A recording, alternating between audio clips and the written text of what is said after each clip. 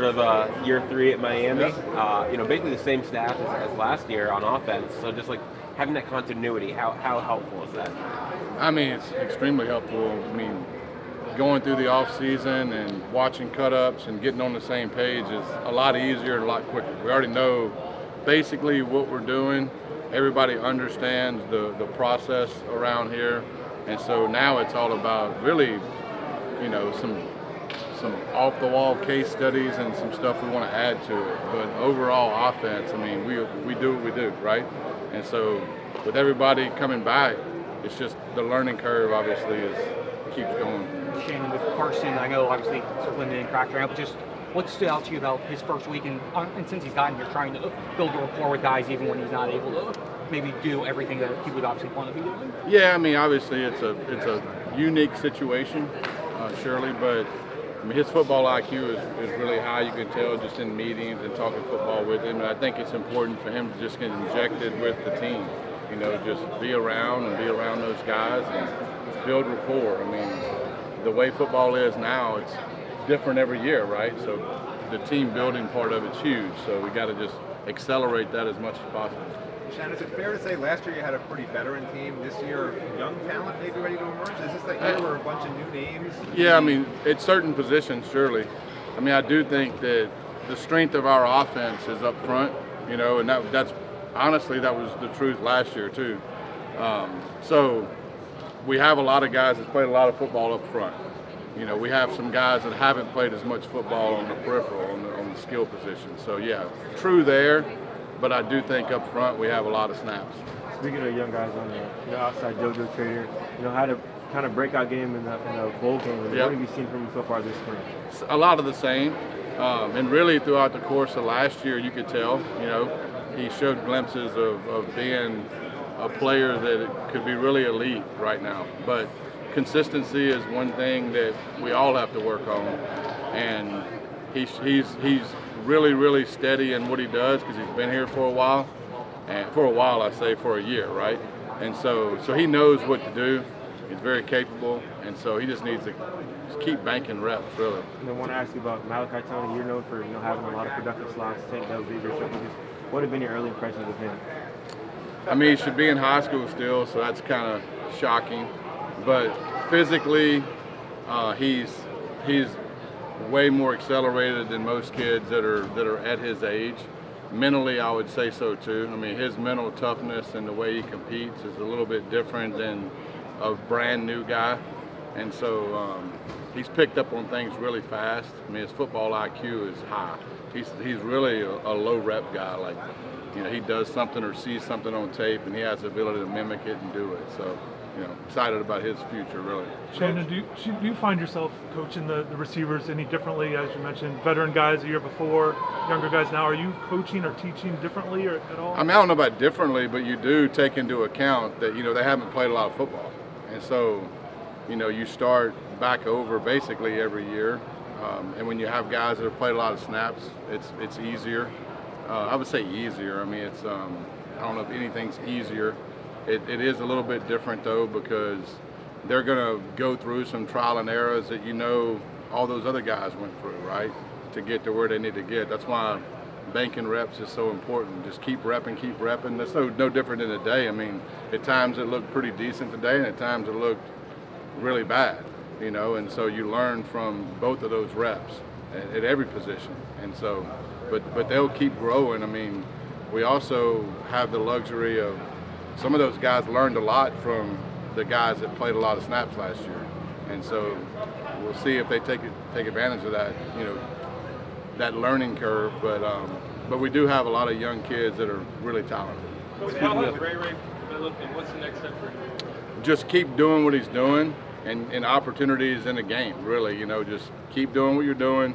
Football is a strange sport in the sense that Restrepo was a pretty good player, and so he played behind him for 2 years, and now it's his turn to take it and run with it. Speaking of banking reps, how valuable of an opportunity is it with Carson out for Emery, Luke, and Judd to kind of progress this spring? Oh, I mean, obviously it's invaluable. Reps are the main thing, and so those guys are getting ones, twos, threes, and they're taking advantage of it. Obviously, we haven't had a lot of, we only had 3 practices, so we haven't had a ton of reps.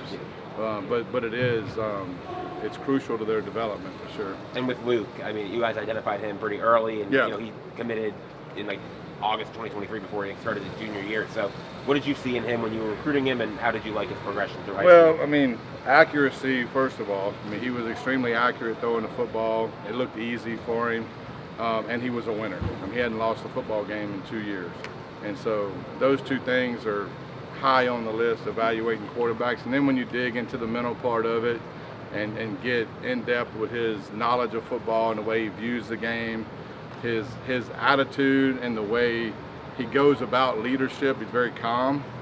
And so all those things kind of added up to me liking him a lot. And you can see the same thing here. Now the game is really right now it's fast. And so, but you can tell over 3 practices that it's slowed down, starting to slow down already. And he has to keep in mind that he's playing with a lot of guys that are going through a very similar curve. The game is faster. When you first get somewhere and you're learning something, you're not playing instinctive. You're up there on the line of scrimmage still thinking about, oh, what the hell is the reads of this play, right? And so I'm sure last year at high school, a play was called and he inherently knew the reads and everything was very instinctive. It hadn't got that way yet, and it shouldn't be that way yet because he hasn't had enough reps. But you can tell that the game has slowed down. Very talented thrower of the football, very talented player. But it will keep slowing down the more reps he takes. We have 3 more questions from Coach Austin. Is it getting harder now to keep 4 really good quarterbacks on a roster with the transfer portal? Yeah, I mean, I think it used to be you wanted 5. Now it's probably 3 to 4. We're very fortunate. Our quarterback room is really talented, and so I do think it's very hard to keep guys. 4 is probably a number that if you got 4, you better feel lucky. 3 is probably more realistic. Coach, it's the end of week 1. Mm-hmm. What are some of the key points you want to see out of your offense this week?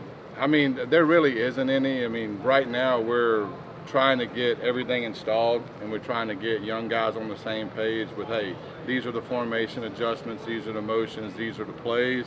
And that way, now we've basically kind of flooded them this week. We've flooded them with all the plays and all the stuff. And now when we come back after spring break, we'll redo it, but then it'll be just about reps. We're just repping the same things over and over again. These first 3 practices are probably the hardest for new guys because it's just opening up the dam and just, hey, this is all the information, day 1, day 2, day 3. And then we'll keep doing it with a little bit of additions when we start doing more red zone or more like situational stuff out there. We'll add a certain amount of plays, but the core of our offense is probably in.